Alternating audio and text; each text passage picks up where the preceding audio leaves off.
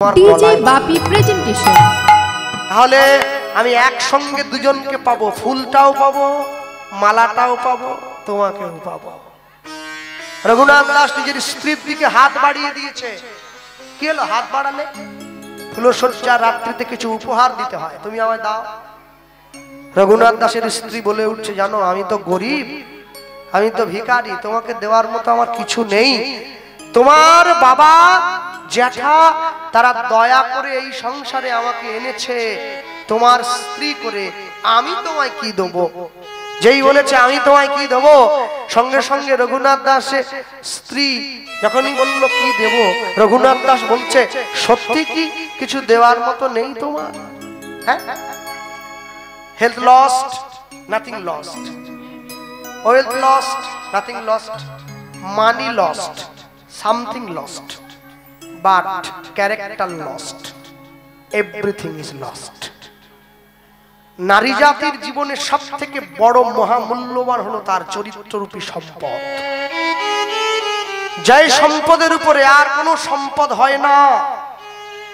রঘুনাথ দাসের স্ত্রী রঘুনাথ দাসের সামনে হাতটা জোড়ো করে দাঁড়িয়েছে, দেওয়ার মতো আমার তো কিছু নেই তোমার, আজ থেকে আমি আমার সম্মান আমি তোমার হাতে তুলে দিলাম। যদি আমি বিশ্বকবি রবি ঠাকুরের ভাষা দিয়ে বলি কি, মম জীবন যৌবন মম অখিল ভুবন, মম জীবন যৌবন মম অখিল ভুবন, তুমি ভরিবে সৌরভে নিশীথে নিশম, তুমি রবে নীরবে হৃদয়ে মম, তুমি রবে নীরবে। রঘুনাথ দাস নিজের স্ত্রীকে বলছে, তুমি যদি আমাকে এত বড় সম্মান দিতে পারো, আমি তোমায় একটা জিনিস চাইছি, আমায় দেবে কি? আমি গৌর চরণে যাব, আমায় অনুমতিটা দাও। যখন এই কথাটা বলেছে, রঘুনাথ দাসের স্ত্রী ছুটে গিয়ে রঘুনাথ দাসের চরণটা জড়িয়ে ধরে বলছে, স্বামী আমি তো জানি তুমি সংসারে থাকবে না, তুমি তো আমার জন্য নও, তুমি সকলার জন্য। আমার কোনো ক্ষমতা নেই তোমাকে আমি এই সংসারে বেঁধে রাখবো। তা বলছিলাম কি, আজকে তো সবে বিয়েটা হয়েছে আমাদের, আজকে আমার জীবনের একটা আনন্দের রাত, তা আমি চাই তুই আজকে রাত্রিটা আমার কাছে থেকে কালকে সকালবেলা যদি গৌর চরণে চলে যাও। রঘুনাথ দাস নিজের স্ত্রীকে বলে উঠছে, তুমি ভুল করছো কমলা, আমি জমিদার হিরণ্য গোবর্ধনের একমাত্র সন্তান, আমি এক সিদ্ধান্তে অনড় ব্যক্তি। আমি সিদ্ধান্ত নিয়েছি, হয় আমি আমার দেহটা সংসারের সেবায় দেব, আর নতুবা আমার এই দেহটা আমি সম্পূর্ণরূপে গৌরের চরণে দেব। আজকে রাত্রিটা যদি আমি তোমার কাছে কাটিয়ে দিই, আমার দেহটা উচ্ছিষ্ট হয়ে যাবে না? উচ্ছিষ্ট দেহ নিয়ে কি গৌর চরণে যাওয়া যায়? এই অপবিত্র শরীরটা নিয়ে কি গৌর চরণে যাওয়া যায়? রঘুনাথ দাসের স্ত্রী বলে উঠছে, তুমি যে বলো তোমার গৌর হরি নাকি পতিত পাবন, সে কি তোমায় পবিত্র করতে পারবে না? কেন পারবে না? পারবে। বাবা যদি তার সন্তানকে সমস্ত সম্পত্তি লিখে দেয়, সন্তানের উচিত বাবাকে সময় মতো দুটো খেতে দেওয়া। বাবা দিয়েছে বলে সন্তান হাত গুটিয়ে বসে থাকলে তো হয় না। হয় আমি আমার দেহটা সংসারের সেবায় নিয়োগ করব, আর না হলে আমার দেহটা আমি গৌর চরণে দেব। বলো তুমি কোনটা চাও? রঘুনাথ দাসের স্ত্রী ধর্ম সংকটে পড়ে গিয়েছে। আমি কি বলবো প্রভু, আমার স্বামী ছেড়ে চলে যেতে চাইছে আমায়, আমি কি বলবো?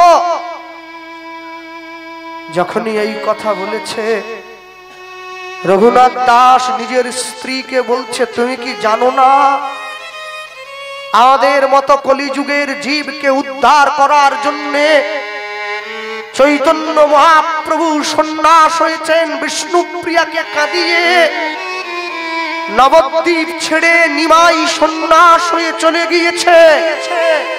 অত নয়, অল্প। যেদিনকে মহাপ্রভু সন্ন্যাস হয়ে চলে গেল,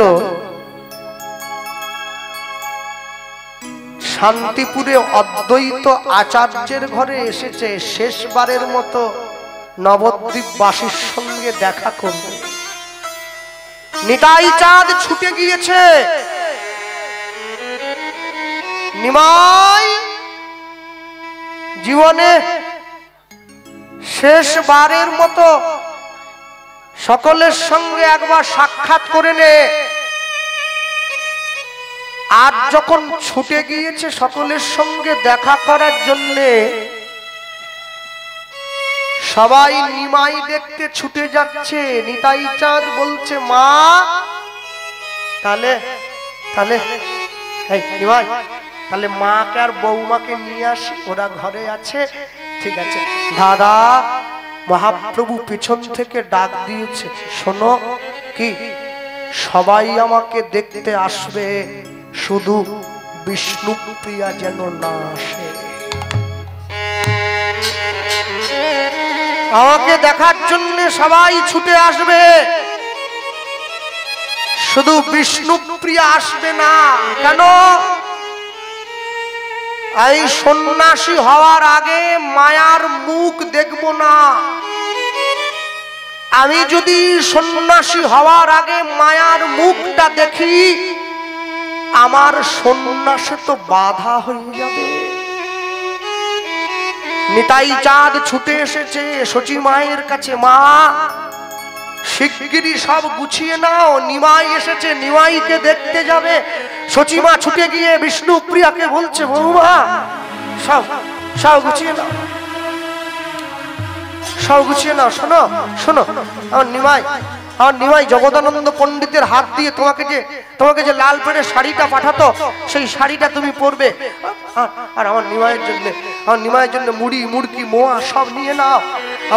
আমার নিমাই বড্ড খেতে ভালোবাসে, আমি নিজে হাতে কতদিন পরে ছেলেটাকে খাওয়াবো। হ্যাঁ মা, কি হয়েছে? কি মা, গৌরকে দেখার জন্য সবাই যাবে, শুধু বিষ্ণুপ্রিয়া যেন না যায়। দূর হয়ে যা, দূর হয়ে যাওয়া চোখের সামনে থেকে। আমি তোর মুখটা দেখতে চাই না, দূর হয়ে যা। মা, তোমার নিমাই যদি অনুমতি না দেয়, আমি কি করে নিয়ে যাই? না না না, আমি মনে মনে সিদ্ধান্ত নেব। আমার 8টা ছেলে আমায় ছেড়ে চলে গিয়েছে, আমি মনকে বুঝ দেব, নিমাই নামে আমার কোনো ছেলে ছিল না। নিতাই, মা মা, তুমি আমার উপর রাগ করো না, তোমার ছেলে তো না বলেছে, আমি কি করব বলো? বিষ্ণুপ্রিয়া দেবী ছুটে এসে নিজের মাকে বলছে, শাশুড়িকে, মা তুমি যাও, হয়তো আমি নিমাইয়ের চরণে, আমার প্রভুর চরণে কোনো অন্যায় করেছিলাম, তাই শেষবারের মতো আমার মুখটা দেখতে চায় না। ঘরের বারান্দায় আছাড় খেয়ে পড়ে কাঁদছে, প্রভু আমি কি অন্যায় করেছিলাম, ভালোবেসে তোমার হাতটা ধরেছিলাম। আমি জানি তুমি সংসারে থাকবে না, আমি জানি তুমি সংসার থেকে চলে যাবে। তুমি বলো তো আমি কি এমন অন্যায় করেছি যে আমি শেষবারের মতো তোমার মুখটা একবারও দেখতে পাবো না? নবদ্বীপের মানুষ তারা গৌর দেখতে যাচ্ছে ছুটে। বিষ্ণুপ্রিয়া দেবী ঘরের বারান্দায় আছাড় খেয়ে কাঁদছে। পশু পাখি ধায় ফিরিয়ে আনা চাই, সবে করে হায় হায়। সেই নদী আর সোনার নীমা,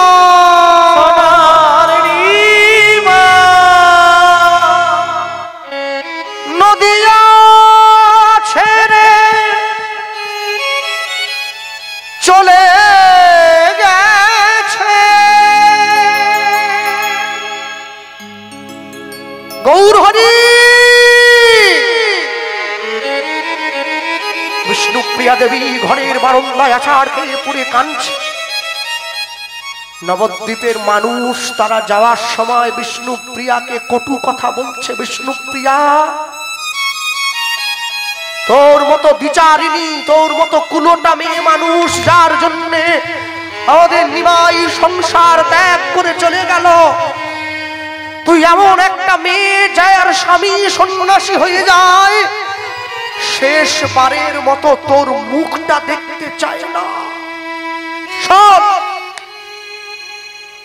আজকে যখন সবাই ঘুমিয়ে পড়বে না, সবাই যখন নবদ্বীপ থেকে গৌরকে দেখার জন্য চলে যাবে, তুই গলায় কলসি বেঁধে গঙ্গার জলে ঝাঁপিয়ে পড়িস। অধিকার নেই তোর বেঁচে থাকার কোনো অধিকার। বিষ্ণুপ্রিয়া দেবী সবাইকে ডেকে বলছে, তোমরা শোনো, সবাই ছুটে এসেছে। কি হয়েছে? কি তোমরা কোথায় যাচ্ছ? আমরা গৌর দেখতে যাচ্ছি।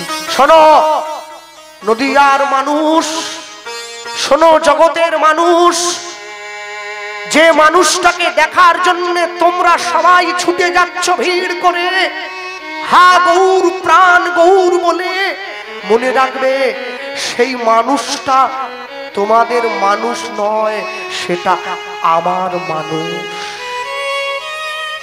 মহাপ্রভুর নামে স্মৃতিতে সিঁদুর পরার অধিকার শুধু বিষ্ণুপ্রিয়ার আছে। জগতের কোন রমণীর সেই অধিকার নেই। জয় শচীনন্দন, জয় গৌর হরি, বিষ্ণুপ্রিয়ার প্রাণনাথ, নদিয়া নবদ্বীপ বিহারী। বিষ্ণুপ্রিয়া দেবী ঘরের দরজাটা বন্ধ করে দিয়ে ঘরের মেঝেতে আছাড় খেয়ে পড়ে কাঁদছে। প্রভু, যেদিন থেকে তুমি সন্ন্যাসী হয়ে চলে গেছো, আমি পালঙ্কে শুই নাই, আমি আমার আঁচল পেতে মাটিতে শুয়েছি। যেদিন থেকে তুমি সন্ন্যাসী হয়েছ, আমি আমি আমি ভালো শাড়ি পরি নাই, আমি ছেঁড়া কাপড় পরে দিন অতিবাহিত করেছি। যেদিন থেকে তুমি সন্ন্যাসী হয়েছ, আমি পরপুরুষের বদন দর্শন করি না, দরজার আড়াল থেকে সবার সঙ্গে কথা বলতাম। তাহলে আমার ভালোবাসার মূল্য কি? তবে তবে তুমি আমায় দুঃখ দিয়েছ, আমি খুশি হয়েছি জানো। হ্যাঁ, দুঃখ তুমি আমায় দিও, দুঃখে আমি বড় খুশি। সুখ তুমি আমায় দিও, যাকে আমি বড্ড ভালোবাসি। ঠাকুর ঘরের মধ্যে যে মোমবাতিটা জ্বলে, ভালো করে দেখবেন, মোমবাতিটা কিন্তু জ্বলে না। জ্বলে কোনটা বলুন তো? মোমবাতির মাঝখানের যে সুতোটা, সেইটা জ্বলে, আর মোমটা গলে গলে পড়ে। কেউ যদি মোমবাতিটার কাছে গিয়ে জানতে চায়, তুমি তো জ্বলছো না, জ্বলছে তো সুতোটা, তুমি কেন কাঁদছো, তোমার চোখে কেন জল? মোমবাতিটা উত্তর দেবে জানো, আপন ভেবে যাকে নিজের হৃদয়ে জায়গা করে দিয়েছি, সে যদি প্রতিটা ক্ষণে ক্ষণে নিজের হৃদয়টাকে জ্বালিয়ে পুড়িয়ে ছারখার করে দেয়, তার জন্য কি অশ্রু না ঝরে থাকে? পাগলিনী প্রাণ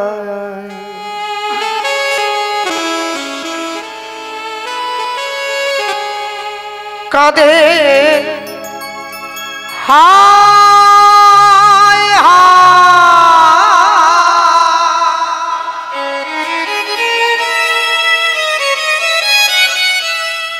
আধারে রহিনু পড়িয়া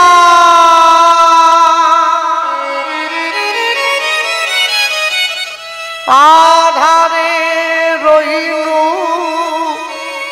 পড়িয়া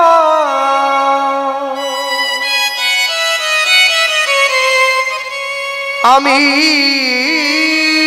বিষ্ণু প্রিয়া কাঁদিয়া কাঁদিয়া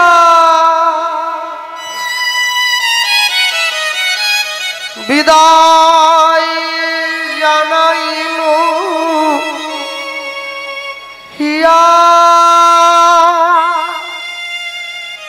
জানাইনু হিয়া জানাইনু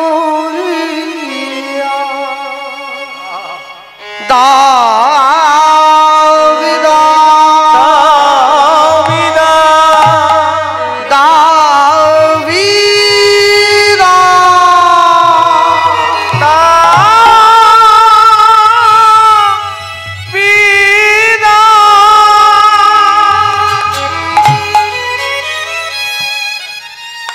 হঠাৎ করে লক্ষ্য করছে কে যেন দরজার বাইরে টোকা দিয়ে ডাকছে, বিষ্ণুপ্রিয়া কে কে? আমি আমি মহাপ্রভু, দরজাটা খোলো। ছুটে গিয়ে দরজাটা খুলে দিয়েছে। হ্যাঁ, বিষ্ণুপ্রিয়ার চরিত সুধা পড়বেন বাড়িতে। বিষ্ণুপ্রিয়া চরিত সুধা বই যদি পড়েন না, রাতের ঘুম চলে যাবে, আমি কথা দিলাম। যে দুঃখের কথা লেখা আছে সেই বইতে যদি কেউ বাড়িতে বসে পড়ে, অর্ধেক জায়গায় দেখবেন লেখক লিখতে গিয়ে কোনো অনেক অনেক কথা সম্পূর্ণ করতে পারেন নাই, dot dot dot dot dot dot দিয়ে শেষে পূর্ণচ্ছেদ দিয়ে দিয়েছেন। আর ভাষা নাই। বিষ্ণুপ্রিয়ার ভালোবাসার কথা বলার মতো আর ভাষা নাই। কি ভাষায় বলা হবে সেই কথা? মহাপ্রভু ঘরের দরজা টোকা দিয়ে বলছে, বিষ্ণুপ্রিয়া দরজাটা খোলো। ছুটে গিয়ে দরজাটা খুলে দিয়েছে। যখন ঘরের দরজাটা খুলে দিয়েছে না, মহাপ্রভু সামনে দাঁড়িয়ে আছে। কি তুমি? সবাই তোমাকে দেখার জন্য শান্তিপুরে ছুটে গেল, তুমি এখানে এলে। লোকে তো তোমায় দেখলে এখানে আরো কটু কথা বলবে। না, শান্তিপুরে সবাই আমাকে দেখার জন্য ছুটে গেলে কি হবে গো? শান্তিপুরে যে গৌর আছে সেখানেও আমি, তোমার কাছে যে দাঁড়িয়ে আছে সেখানেও আমি। যে গৌরকে দেখার জন্য সবাই ছুটে গেছে সে তো গৌণ, তোমার সামনে যে দাঁড়িয়ে আছে সে তো মুখ্য। হ্যাঁ, সে তো মুখ্য গৌর। কেন এলে? আমাকে কেন যেতে দিলে না? আমি কি অন্যায় করেছি? না, অন্যায় তোমার কিছু নয়। সবার থেকে যদি তোমাকে আলাদা করে না দিই, তাহলে তোমার কাছে অনুমতিটা চাইবো কি করে?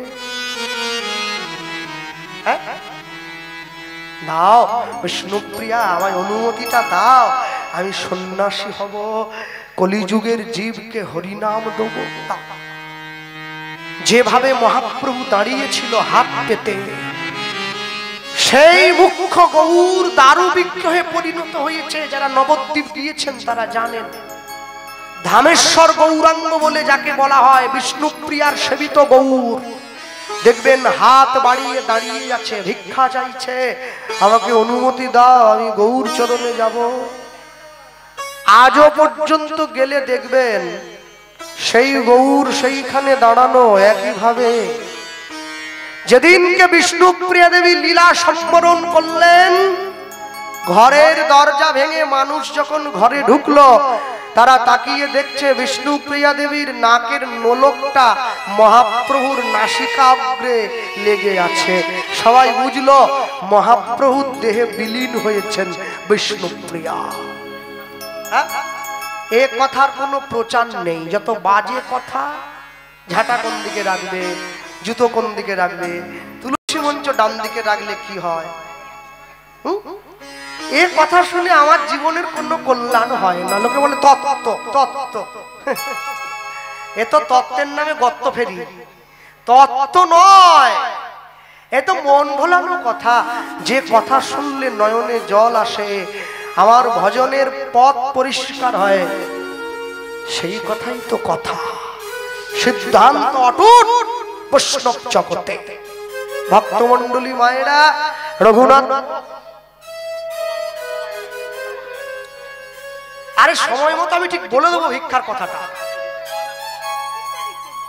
আচ্ছা চলে আসুন, যারা যারা বসে আছেন, কমিটির বাবারা যাচ্ছে আপনাদের কাছে ভিক্ষার জন্য।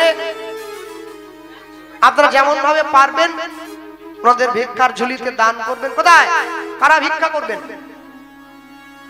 কোথায়? একটা কথা বলতে আছে না, আমার টাইম কি শেষ হয়ে গেছে? 10টা খুব টাইম, তাহলে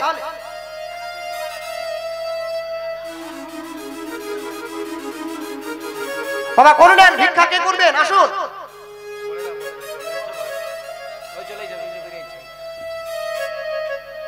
রঘুনাথ দাস মহাপ্রভুর কাছে চাইছে, কি চাইল? নষ্ট করে দিল সব। যাত্রা নাকি যখন তখন যেমন কিছু করলে করা যায়? রঘুনাথ দাস নিজের স্ত্রীর কাছে চাইল, গৌর বরণ করি ধারণ, না মায়েরা ভিক্ষা করো, রাখবো হিয়ার মাঝে গৌরাঙ্গের ভূষণ করব, আমার যেখানে সাজে। গৌর বড় করি যত, রাখব হিয়ার মাঝে গৌরাঙ্গে ভূষণ করব, যেখানে যা সাজে। আমি গৌরাঙ্গে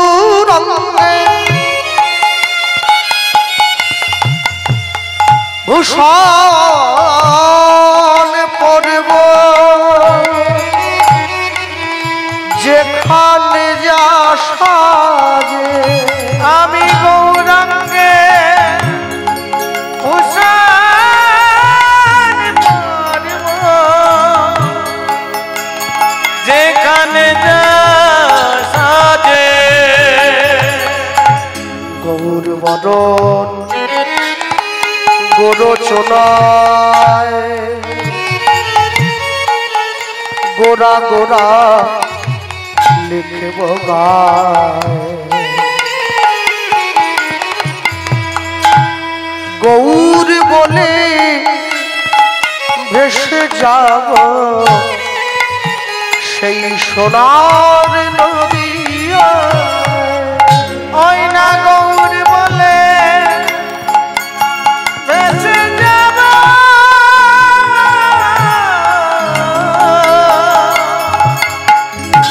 সেই সোনার নদিয়া। প্রাণ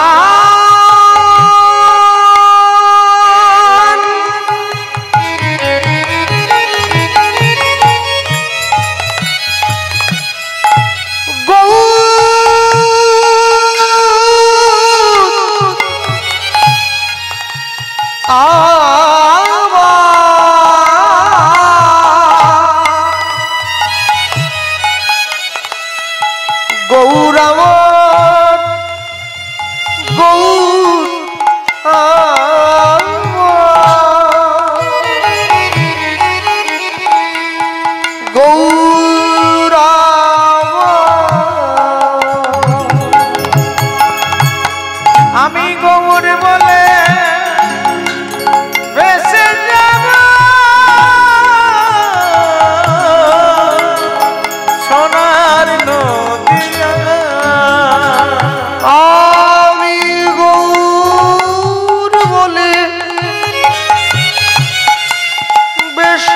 যাব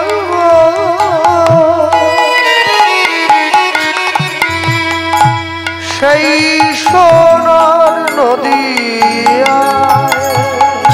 আমি গৌর বলে ভেসে যাব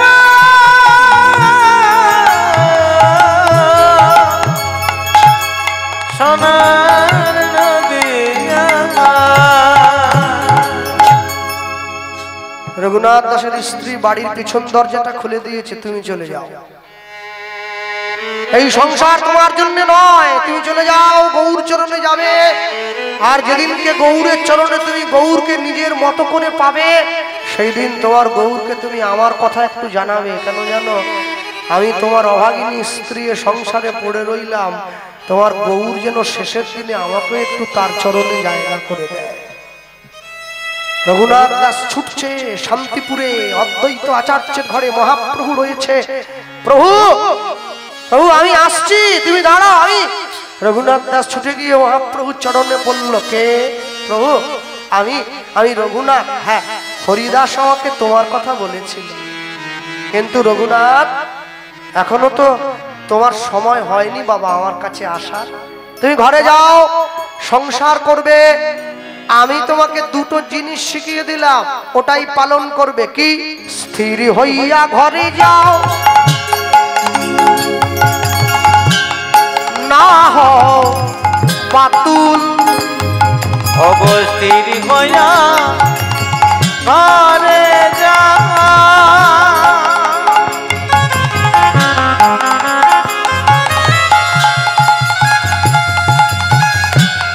না হবা তুমি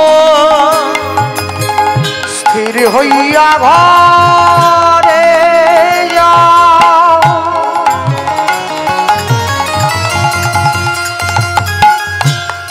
না হও পাতুল। অবস্থির হইয়া ঘরে যা, না হবা তুমি ক্রমে ক্রমে পাই লোকে ভব সিন্ধুর কুল। ওই না ক্রমে ক্রমে পাই লোকে ভব সিন্ধু রঘুনাথ মরকট বৈরাগ্য না করিবে, ওই লোক দেখাইয়া। অগমর বৈরাগ্য না করিবে, তুমি লোক দেখাইয়া। এবার যথাযোগ্য বিষয় ভুঞ্জ অনাসক্ত হইয়া উলুদ্ধ হইনা যথাযোগ্য বিষয় ভুঞ্জ অনাসক্ত হইয়া। অন্তে নিষ্ঠা রাখিবে, বাড়ছে লোক ব্যবহার। শোনো, অন্তে নিষ্ঠা রাখিবে, বাড়ছে লোক ব্যবহার। অচিরাতে কৃষ্ণ তোমায় করিবে উদ্ধার। ওই না চিরাতে কৃষ্ণ তোমার করিবে উদ্ধার। আর মায়েদের জন্য কি? হাতে কাজ, মুখে হরি নাম, তোমরা সদাই করিবে। অবয়াতে কাজ মুখে না সদাই করিবে। ওগো হাতে কাজ, মুখে না, তোমরা সদাই করিবে। অবয়াতে কাজ মুখে না সদাই করিবে। এবারে তুমি না তোমারে ডাকি হরি হরি ও তুমি না ডাকিলেও কৃষ্ণ তোমারে ডাকিবে রঘুনাথ তুমি না ডাকিলে কৃষ্ণ তোমারে ডাকিবে ওগো তুমি না ডাকিলে কৃষ্ণ তোমারে ডাকিবে। রঘুনাথ দাস ঘরে ফিরে এসেছে আর রঘুনাথ দাস গৌড়ের কথা অনুযায়ী সংসার চালায়। আস্তে রঘুনাথ দাসের স্ত্রীর দিকে তাকিয়ে দেখুন কি অবস্থা। যখন রঘুনাথ যায় গঙ্গা স্নানে, তার স্ত্রী তখন ফুল বাগানে।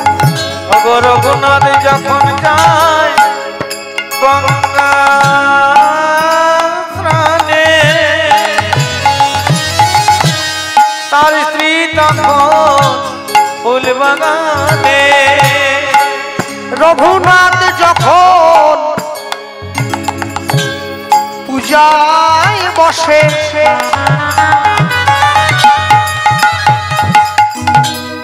তার স্ত্রী পাশে বসে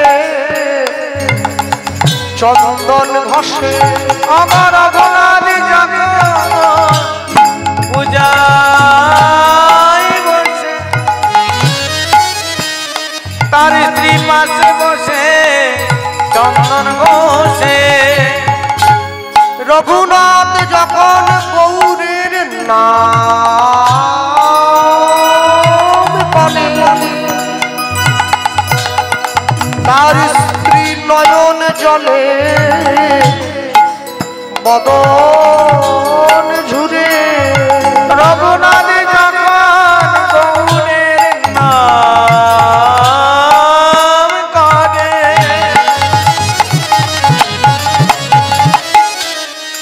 তার স্ত্রী নয়ন জলে বদন ঝুরে। একে যুগল ভজন রে, বলে ভজন রে, ওগো যুগলেতে হয় ভাই। বলে ভজন রে, বলি যুগলেতে হয় ভাই। বলে ভজন রে, বলি যুগলেতে, বলি এবার যুগল ছাড়া গতি নাই হল। যুগল ছাড়া গতি নাই, যুগল ভজনে, যুগল ছাড়া গতি নাই, যুগল ভজনে, যুগল ছাড়া গতি, যুগল ভজনে, যুগল ভজনে।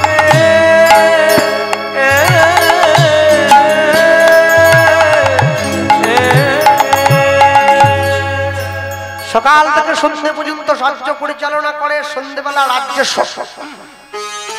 সন্ধ্যেবেলা রাজ্যের সবাইকে নিয়ে একসঙ্গে বসে যায় আর বসে শিখল করতাল নিয়ে কি পথ চলিতে আর বলিতে, পথ চলিতে আর বলিতে, পথ চলিতে আর বলিতে।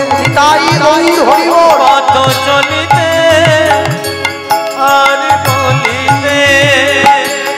তোমরা গাহ গাহ কৃষ্ণ নাম,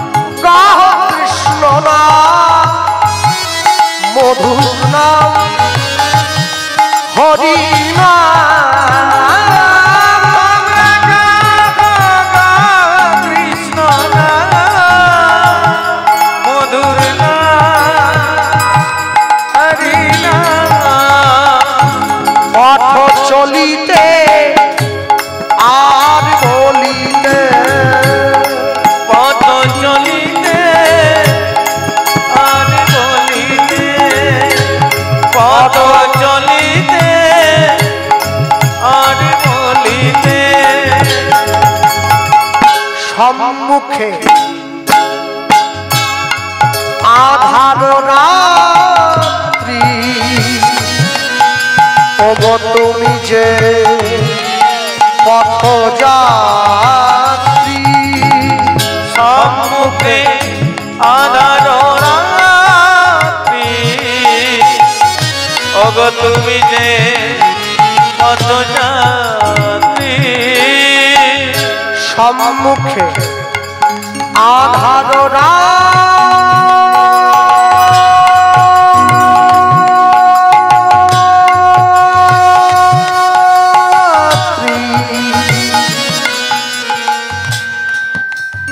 হ্যাঁ বাজাও তো